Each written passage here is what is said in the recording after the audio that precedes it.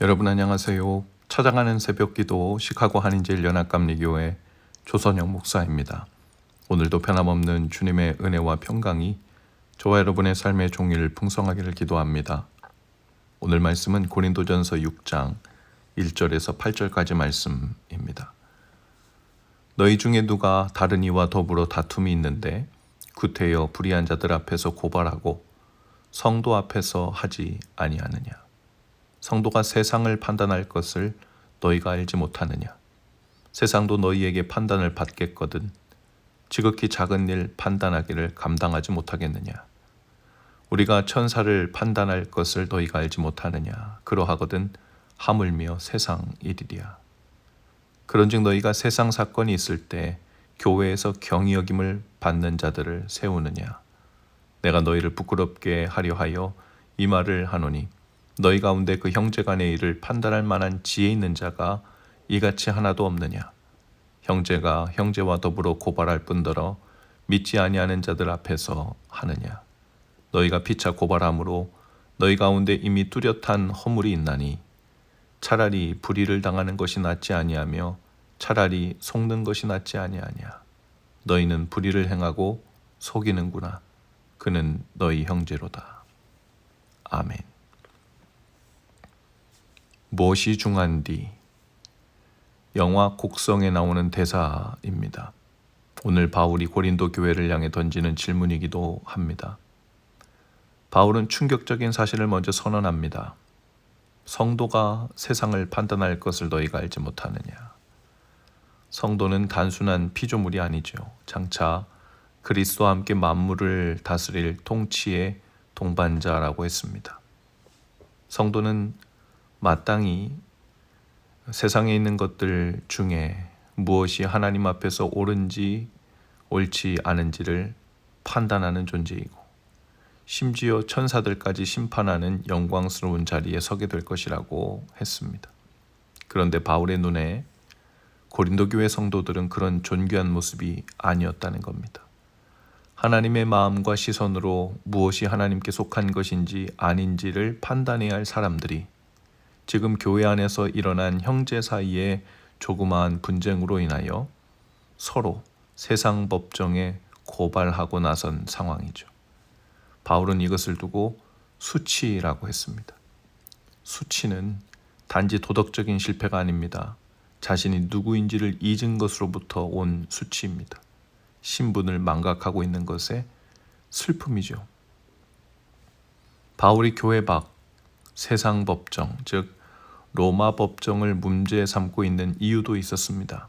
당시 로마 법정은 지위와 부에 따라 판결이 달라졌죠. 돈 있는 자가 변론하는 사람을 고용하면 이겼고 가난한 자는 그래서 불리했죠. 그 구조 속으로 형제를 내몰아 우선 이기고 보려고 하는 세상 방식을 왜곡되게 사용하려 하는 것. 바울은 그것이 교회의 수치임을 꼬집고 있습니다. 또 세상의 법은 최소한의 도덕입니다. 필요합니다. 그러나 교회는 그 수준에 멈추어서는 안 된다는 것이죠. 복음의 법은 최대한의 사랑에 있기 때문에 그렇습니다.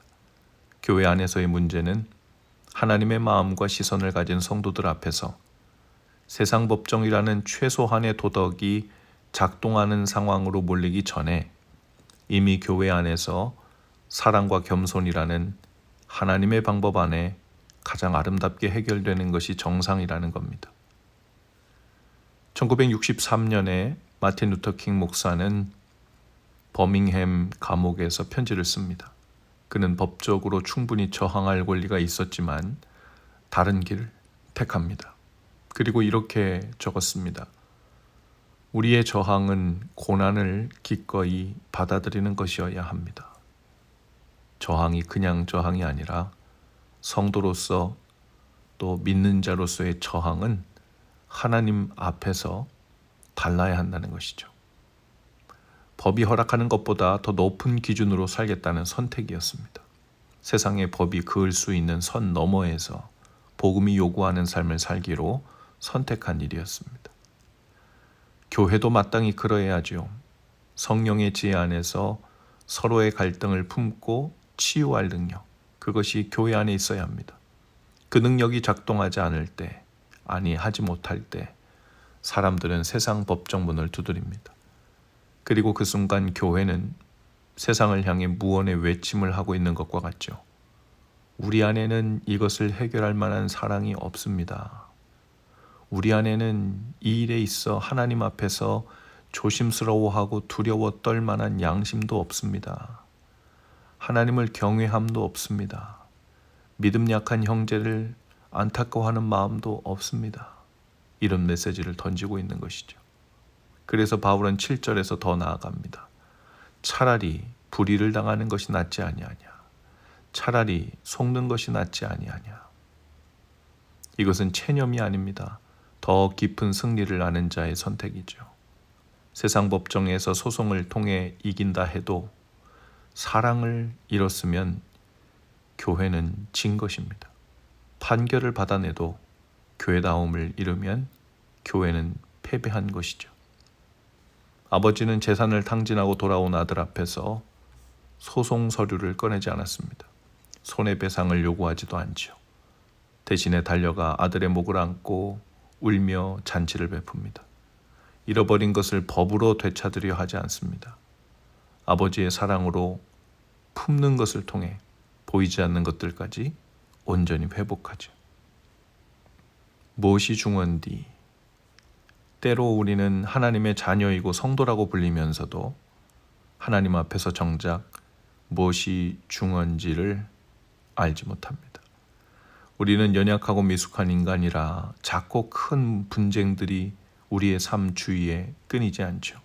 부부 사이에도, 교회 안에서도, 직장에서도, 이웃과의 관계 속에서도 분쟁이 있습니다.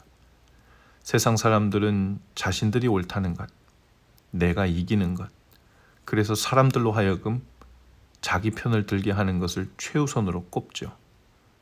그러나 우리는 하나님의 자녀이고 성도이고 교회입니다. 우리가 지금 무엇을 지키려 하고 있는지를 돌아보며 살아야 합니다. 내가 옳다는 증명입니까? 아니면 성도다움이고 교회다움입니까? 개인으로서의 작은 이득입니까? 아니면 예수님께서 생명을 주고 사신 사랑의 공동체입니까? 세상 법정의 판결이 필요해진 순간에 교회는 이미 교회의 길을 멈춘 거죠. 최소한의 도덕으로 자신의 옳음을 증명하려 할 때 우리는 이미 최대한의 사랑을 포기한 것과 같기 때문입니다. 하지만 하나님은 우리에게 다른 길을 주셨습니다. 손해를 감수하면서도 형제 자매를 품는 길, 이기려 하지 않으면서도 빛나는 길, 탕자의 아버지처럼 먼저 달려가 앉는 길입니다. 즉 먼저 용기 있게 사랑을 보이는 일이죠. 인격이 훌륭해서가 아니라 우리를 구원하신 예수님이 본을 보이신 길이기 때문입니다. 하나님의 자녀로서 믿음의 가정으로서 성도와 교회가 무엇이 중요한지 알고 그 중요한 것을 지키며 살아가기를 힘쓰실 수 있기를 바랍니다. 작은 이득이나 인간적인 체면보다 하나님의 자녀다움, 성도다움, 교회다움이 더 중하고 판결보다 사랑을 챙기는 것이 더 중요하고 내가 이겨 수치를 없애는 일보다 품어내는 일이 더 중하다는 것을 몸으로 보여주는, 그리고 그것을 하나님 앞에서 예수님을 따라 보여주며 살기로 결단하는 성도와 공동체가 되실 수 있기를 주님의 이름으로 축복합니다. 기도하시겠습니다. 주님, 저희 삶을 둘러싸고 있는 수많은 분쟁들 속에서 저희도 개인의 이김보다 사랑을 선택하고 세상 판결보다 품는 것을 택하는 지혜로운 성도, 하나님의 마음을 드러내고 빛나는 것을 선택하는 교회가 되게 하옵소서.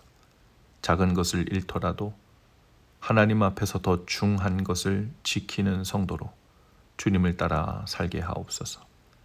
예수님 이름으로 기도합니다. 아멘. 여러분, 오늘도 말씀 동행으로 화이팅입니다. 저는 내일 아침에 다시 찾아오겠습니다.